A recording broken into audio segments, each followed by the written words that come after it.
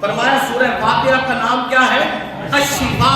اور نبی کریم صلی اللہ علیہ وسلم نے فرمایا اگر کسی بیمار پر سورہ فاتحہ پڑھ کے دم کر دی جائے تو اللہ کریم اس کو شفا عطا.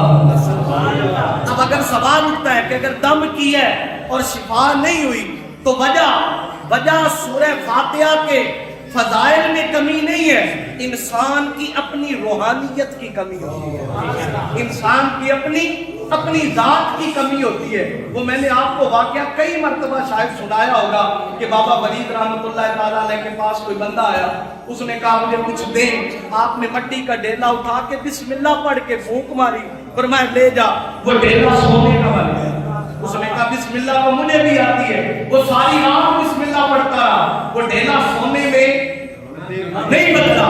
اگلے دن آ کے کہا حضرت ہو آپ نے میرے سامنے بسم اللہ پڑھی تھی، اندر کھاتے کچھ اور پڑھا تھا. پر میں کیسے؟ کہا میں نے بھی بسم اللہ پڑھی ہے پر ڈیلا سونے میں نہیں بدلا. آپ نے فرمایا بسم اللہ سے کام نہیں ہوتا، زبان فرید کی ہونی چاہیے. اب یہ بتانا یہ چاہتے تھے کہ بندے کا جتنا روحانی لیول، بندے کا جتنا روحانی معیار، بندے کے اندر جتنا روحانی قربت، اللہ کی رحمت اس کے اندر جتنا، اس کی محبت، اس کی رحمت، اس کے قرب اور اس کے علم کا نور ہوتا ہے، اتنا اس کے اندر سے وہ فیض نظر آتا ہے، اتنا وہ فیض چمکتا ہے. کئی لوگ علم پڑھ کے، کبھی کبھی ایسا بھی ہوتا ہے بندے علم پڑھتے ہیں، بڑے عالم ہو جاتے ہیں پر شکل دیکھنے کو دل نہیں کرتا، ان کی شکل کی طرف دیکھا نہیں جاتا، اس لیے کہ علم انہیں آیا تھا پر علم نے اس کے اندر نور پیدا نہیں کیا. علم نے اس کے اندر نور پیدا نہیں کیا.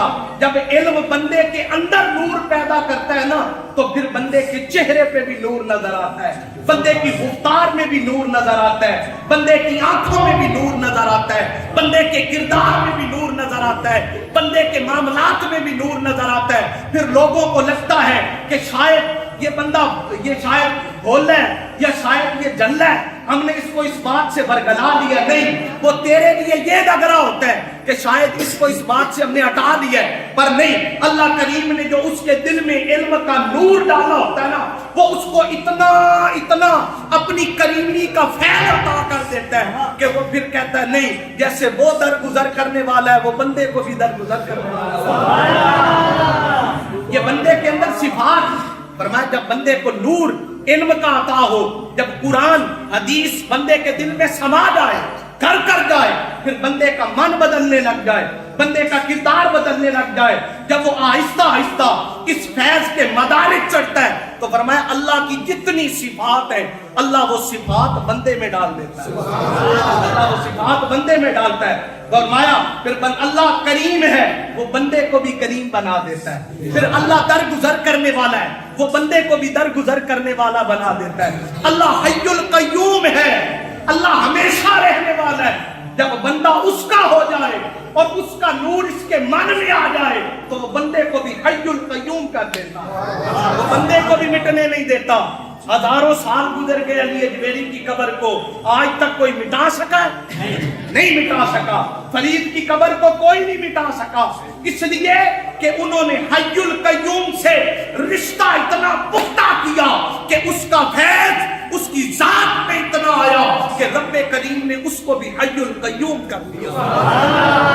پھر فرمایا وہ جبار ہے، وہ قہار ہے، وہ جبر کرنے والا ہے، جبار اور قہار ہے. فرمایا جب اس کے من میں علم کا نور آ جاتا ہے، جب اس کے من میں قرآن کا نور آ جاتا ہے، حدیث کا نور آ جاتا ہے تو فرمایا پھر وہ بندہ بھی جبار اور قہار بن جاتا ہے. اب وہ کیا کرتا ہے؟ فرمایا وہ اپنے نفس پہ جبر کرتا ہے، وہ اپنے عمل پہ جبر کرتا ہے، وہ اپنی چاہت پہ جبر کرتا ہے، وہ دنیا داری پہ جبر کرتا ہے، پھر وہ اپنے لالچ پہ جبر کرتا ہے. وہ جھوٹ کو قریب نہیں آنے دیتا، وہ حسد کو قریب نہیں آنے دیتا، وہ بد امنی کو قریب نہیں آنے دیتا، وہ بد کرداری کو قریب نہیں آنے دیتا، وہ لالچ کو قریب نہیں آنے دیتا.